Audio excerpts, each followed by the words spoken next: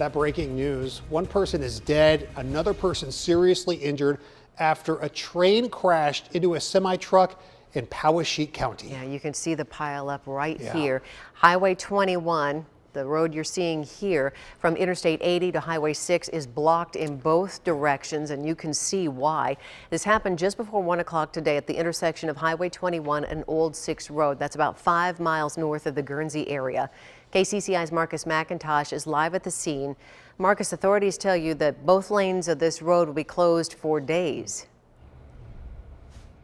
Yes, Stacey, they will be closed for quite some time. And as you mentioned, I'm standing at the intersection of Old Highway 6 and Iowa Highway 21 in Brooklyn. Over my shoulder, you can see the intersection and the aftermath of the train and semi collision.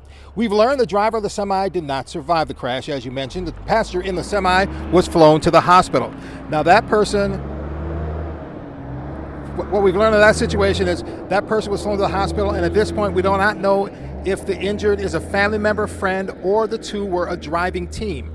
We know the semi was carrying a large tractor. At this point, we have not been told what, if any, cargo the train was hauling. The investigation is in the early stages to determine the reason the train and the semi collided.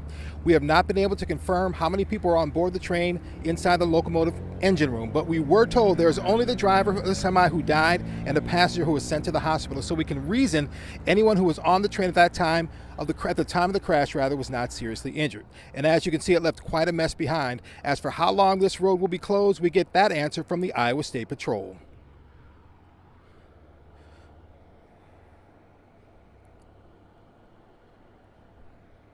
It's going to be kind of a several-day closure, I imagine.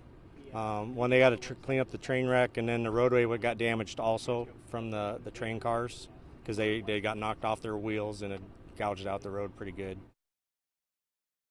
There were people on the train. Whoever was on the train only suffered minor injuries that did not need to be hospitalized. We also spoke with the Powesheik County Sheriff. Coming up at 5, he will have any updates to the situation, the tragedy that happened here. We're live in Brooklyn. I'm Marcus McIntosh, KCCI 8 News, Iowa's news leader. Thank you, Marcus.